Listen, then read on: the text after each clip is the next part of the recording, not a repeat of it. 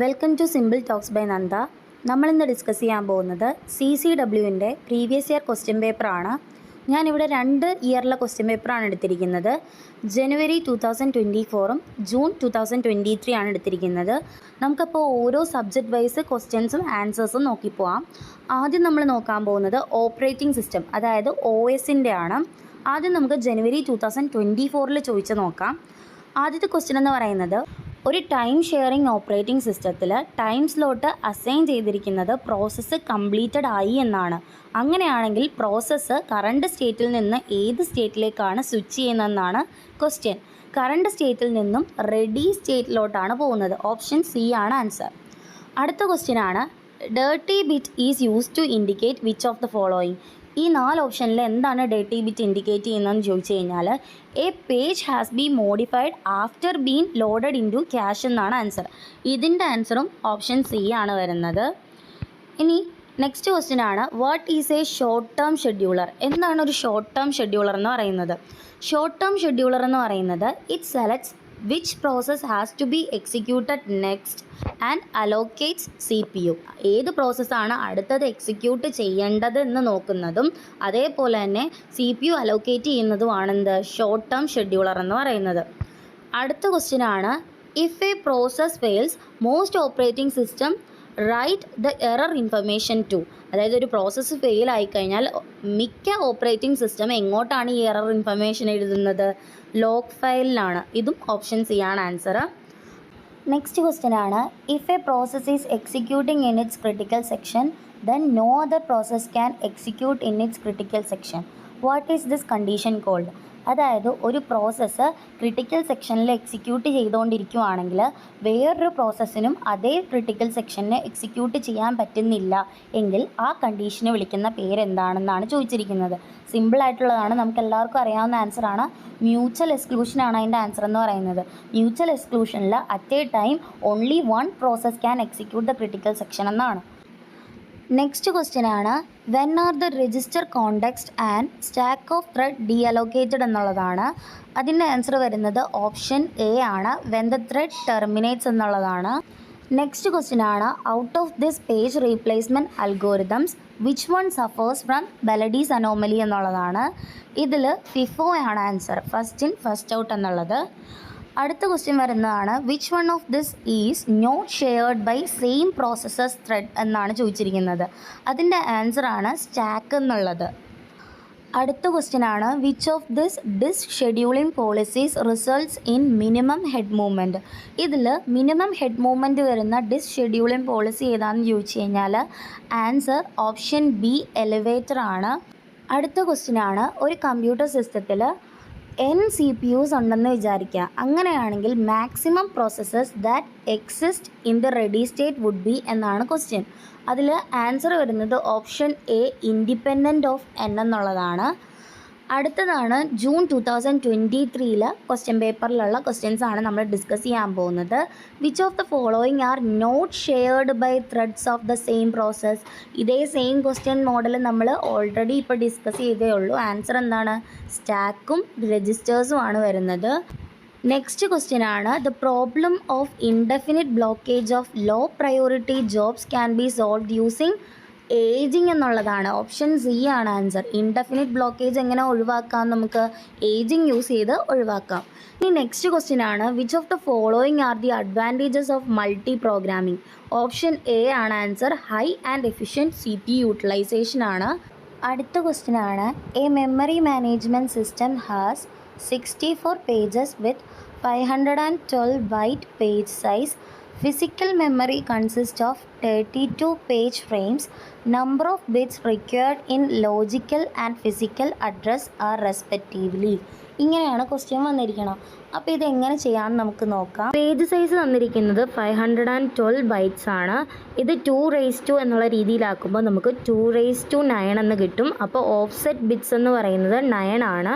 ഇനി number of pages എത്ര തന്നിരിക്കുന്നത്? 64 ആണ് തന്നത്. അത് 2 എന്നുള്ള രീതിയിൽ എഴുതാൻ പറ്റും നമുക്ക്. അപ്പോൾ അവിടുത്തെ പേജ് നമ്പറിൻ്റെ ബിറ്റ്സ് എന്ന് പറയുന്നത് 6 ആണ്. ലോജിക്കൽ അഡ്രസ് ബിറ്റ്സ് എന്ന് പറഞ്ഞാൽ ഈ ഓഫ്സെറ്റ് ബിറ്റ്സും അതേപോലെ തന്നെ പേജ് നമ്പർ ബിറ്റ്സും കൂടെ ആഡ് ചെയ്യുന്ന എന്നതാണ്. അതായത് 6+9 എന്ന് പറയുന്നത് നമുക്ക് 15 എന്ന് കിട്ടും. ഇനി നമ്പർ ഓഫ് പേജ് ഫ്രെയിംസ് എത്രയാണ് ക്വസ്റ്റ്യനിൽ തന്നിരിക്കുന്നത്? 32 അല്ലേ. അത് 2 എന്നുള്ള രീതിയിൽ എഴുതുമ്പോൾ 2/5 എന്ന് കിട്ടും. ഫ്രെയിം ബിറ്റ്സ് എന്ന് പറയുന്നത് അപ്പോൾ 5 ആണ്. ഫിസിക്കൽ അഡ്രസ്സ് എന്ന് പറയുന്നത് frame bits plus offset bits ആണ്. അതായത് 5+9 14 എന്ന് കിട്ടും. അപ്പോൾ നമ്മുടെ ആൻസർ എന്താ വരുന്നത്? 15 and 14 ആണ്. അതായത് ഓപ്ഷൻ സി ആണ് വരുന്നത്. അടുത്തൊരു ക്വസ്റ്റ്യൻ ആണ്. ഒരു റെഫറൻസ് സ്ട്രിങ് ആണ് നമ്മളോട് കൺസിഡർ ചെയ്യാൻ പറഞ്ഞിരിക്കുന്നത്. അവിടെ FIFO പേജ് റീപ്ലേസ്മെൻ്റ് ആണ് യൂസ് ചെയ്യുന്നതെങ്കിൽ എത്ര നമ്പർ ഓഫ് പേജ് ഫോൾട്ട് വരുമെന്നാണ് നോക്കേണ്ടത്. With 3 page frames and 4 page frames. 3 page ഫ്രെയിംസിലും 4 പേജ് ഫ്രെയിംസിലും എത്ര പേജ് ഫോൾട്ട് വരുമെന്ന് നമുക്ക് ഈ റെഫറൻസ് സ്ട്രിങ് വെച്ചിട്ടാണ് കണ്ടുപിടിക്കേണ്ടത്. അതും FIFO പേജ് റീപ്ലേസ്മെൻറ്റ് തന്നെ യൂസ് ചെയ്യണം. അപ്പോൾ നമുക്കിത് എങ്ങനെ ചെയ്യുന്നത് നോക്കാം. ആദ്യം 3 പേജ് ഫ്രെയിമാണ് നോക്കുന്നത്. അപ്പോൾ മേളിൽ ഞാൻ സ്ട്രിങ് എഴുതിയിട്ടുണ്ട്. അപ്പോൾ ആദ്യം 0 ആഡ് ചെയ്തു, അപ്പോൾ മിസ്സാണ്. പിന്നെ 1 ആണ് അടുത്ത വരുന്നത്, 1 ആഡ് ചെയ്തു, മിസ്സാണ്. അടുത്തത് 2 ആണ് വരുന്നത്, അതും ആഡ് ചെയ്തു, മിസ്സാണ്. ഇപ്പോൾ 0, 1, 2 നമ്മുടെ ഫ്രെയിം കംപ്ലീറ്റ് ആയിട്ടുണ്ട്. അടുത്തത് 3 ആണ് വരുന്നത്. 3 അതിൽ ഓൾറെഡി ഉണ്ടോ? ഇല്ല. അപ്പോഴത്തേക്ക് എന്ത് ചെയ്യണം? ആദ്യം ആഡ് ചെയ്ത 0നെ റിമൂവ് ചെയ്തിട്ട് അവിടെ 3നെ ആഡ് ചെയ്യണം. അപ്പോൾ അടുത്തത് മിസ്സായി. ഇനി അടുത്തത് ആരാ വരുന്നത്? 0 ആണ് വരുന്നത്. 0 അവിടെ ഉണ്ടോ? ഇല്ല. അപ്പോൾ 1നെ റിമൂവ് ചെയ്തിട്ട് നമ്മൾ 0 ആഡ് ചെയ്യണം. അത് കഴിഞ്ഞിട്ടാണ് നമുക്ക് 1 ആഡ് ചെയ്യേണ്ടത്. 1 അവിടെ ഉണ്ടോ? ഇല്ല. അപ്പോൾ 2നെ റിമൂവ് ചെയ്തിട്ട് നമ്മൾ 1 ആഡ് ചെയ്യണം. അതും മിസ്സാണ്. ഇനി അത് കഴിഞ്ഞ് വരുന്നതാണ് 4 അവിടെ ഇല്ല. അപ്പോൾ നമ്മൾ 3നെ റിമൂവ് ചെയ്തിട്ട് 4 ആഡ് ചെയ്തു. അടുത്തതാണ് നമുക്ക് 0 ആഡ് ചെയ്യേണ്ടത്. 0 അവിടെ ഓൾറെഡി ഉണ്ട്. അപ്പോൾ അത് തന്നെ എഴുതിയിട്ട് ഹിറ്റ് എന്ന് എഴുതാം. ഇനി 1 ആണ് ആഡ് ചെയ്യേണ്ടത്. 1ഉം അവിടെ ഓൾറെഡി ഉണ്ട്. അപ്പോൾ നമ്മൾ ഹിറ്റ് എന്ന് എഴുതാം. അത് കഴിഞ്ഞിട്ട് വരുന്നതാണ് 2. അപ്പോൾ 0നെ റിമൂവ് ചെയ്തിട്ട് നമുക്ക് 2 എന്ന് എഴുതാം. അത് മിസ്സാണ്. ഇനി 3 ആണ് വരേണ്ടത്. 1നെ റിമൂവ് ചെയ്ത് നമ്മൾ 3 എന്ന് എഴുതി, അതും മിസ്സാണ്. ഇനി ലാസ്റ്റ് വരുന്നതാണ് 4 അവിടെ ഓൾറെഡി ഉണ്ട്. അപ്പോൾ അത് ഹിറ്റ് എന്ന് എഴുതാം. അപ്പോൾ ഇവിടെ എത്ര നമ്പർ ഓഫ് പേജ് ഫോൾട്ട് ഉണ്ടെന്ന് അറിയാൻ വേണ്ടിയിട്ട് എത്ര മിസ് ഉണ്ടെന്ന് എണ്ണിയാൽ മതി.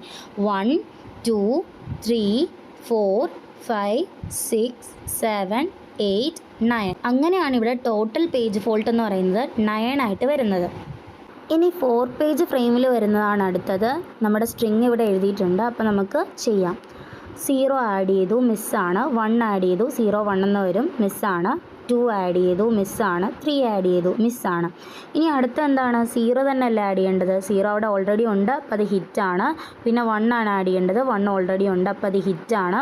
ഇനി 4 ആണ് ആഡ് ചെയ്യേണ്ടത്. അപ്പോൾ 0നെ റിമൂവ് ചെയ്തിട്ടാണ് നമ്മൾ 4 ആഡ് ചെയ്തത്, മിസ്സാണ്. അത് കഴിഞ്ഞിട്ട് നമുക്ക് ആഡ് ചെയ്യേണ്ടത് 0 ആണ്. 0 അവിടെ ഇല്ല. അപ്പോൾ നമ്മൾ 1നെ റിമൂവ് ചെയ്തിട്ട് 0 ആഡ് ചെയ്തു, അത് മിസ്സാണ്. അത് കഴിഞ്ഞിട്ട് ആഡ് ചെയ്യേണ്ടതാണ് 1. അപ്പോൾ 2നെ റിമൂവ് ചെയ്തിട്ടാണ് നമ്മളവിടെ 1 ആഡ് ചെയ്തത്, അതും മിസ്സാണ്. അടുത്ത നമുക്ക് 2 ആണ് ആഡ് ചെയ്യേണ്ടത്. 2 അവിടെ ഇല്ല. അപ്പോൾ 3നെ റിമൂവ് ചെയ്തിട്ട് നമ്മൾ 2 ആഡ് ചെയ്തു, അതും മിസ്സാണ്.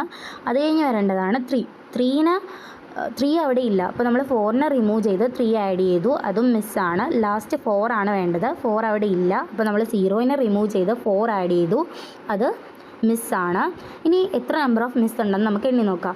1, 2, 3, 4, 5, 6, 7, 8, 9, 10. അങ്ങനെയാണ് ഇവിടെ ടോട്ടൽ പേജ് ഫോൾട്ട് എന്ന് പറയുന്നത് 10 ആയിട്ട് വരുന്നത്. അപ്പോൾ നമ്മുടെ ഫൈനൽ ആൻസർ വരുന്നത് ഓപ്ഷൻ ഡി ആണ്, 9,10 എന്നുള്ളത്. അടുത്ത ക്വസ്റ്റ്യൻ ആണ്. Consider a disk queue with input output request on the following cylinders in their arriving order തന്നിട്ടുണ്ട്. The disk head is assume to be at the cylinder 23 and moving in the direction of decreasing number of cylinders. Total number of cylinders in the disk is 150. The disk head movement using scan scheduling algorithm is എന്നാണ് ചോദിച്ചിരിക്കുന്നത്. അതായത് നമുക്ക് ഇതിൻ്റെ solution നോക്കാം. Scan algorithm use ചെയ്തിട്ടാണ് ഇത് solve ചെയ്യേണ്ടത്. അതായത് എലിവേറ്റർ അൽഗോരിതം തന്നെ. ഹെഡ് എവിടുന്ന് സ്റ്റാർട്ട് ചെയ്യുമെന്നാണ് പറഞ്ഞിരുന്നത്? 23ൽ നിന്നും. ഡയറക്ഷൻ എന്ന് പറഞ്ഞാൽ ഡിക്രീസിങ് ആണ്. നമ്പർ ഓഫ് സിലിണ്ടേഴ്സ് തന്നിരുന്നത് 150 ആണ്. അപ്പോൾ 0 to 149 വരും. ക്യൂ തന്നിരിക്കുന്ന അതേപോലെ എഴുതിയിട്ടുണ്ട്. ആദ്യം നമ്മൾ എന്താ ചെയ്യേണ്ടത്? റിക്വസ്റ്റ് ലെസ് ദാൻ 23 എന്ന് പറഞ്ഞിട്ട് ഏതൊക്കെയാണ് ലെസ് ദാൻ 23 വരുന്നതെന്ന് ക്യൂവിൽ നോക്കുക. അതെവിടെ എഴുതുക? 6 ഉണ്ട്, 10 ഉണ്ട്, 12 ഉണ്ട്, 15 ഉണ്ട്. അത് ഡിക്രീസിങ് ഓർഡറിൽ പോകണം. അതായത് 23-ൽ നിന്ന് 50-ലോട്ട് പോകുന്നു, 50-ൽ നിന്ന് 12, 12 to 10, 10 to 6 ഈ രീതിയിൽ പോകും. Scan goes till the end in the direction head moves to 0. അതായത് സ്കാൻ അൽഗോരിതത്തിൽ എങ്ങനെയാണ്, ഹെഡ് ഏത് ഡയറക്ഷനിലാണോ പോകുന്നത് അതിൻ്റെ എൻഡ് വരെ പോകും. അതായത് ഇതിപ്പോൾ ഡിക്രീസിങ് ആയതുകൊണ്ട് തന്നെ 0 വരെ പോകും. ഇനി സ്റ്റെപ്പ് 2-ലാണ് റിക്വസ്റ്റ് ഗ്രേറ്റർ ദാൻ 23 എന്ന് പറഞ്ഞ് നോക്കുന്നത്. അതായത് ക്യൂവിൽ 23-നേക്കാളും വലിയ ആൾക്കാർ ആരൊക്കെയാണെന്ന് നോക്കണം.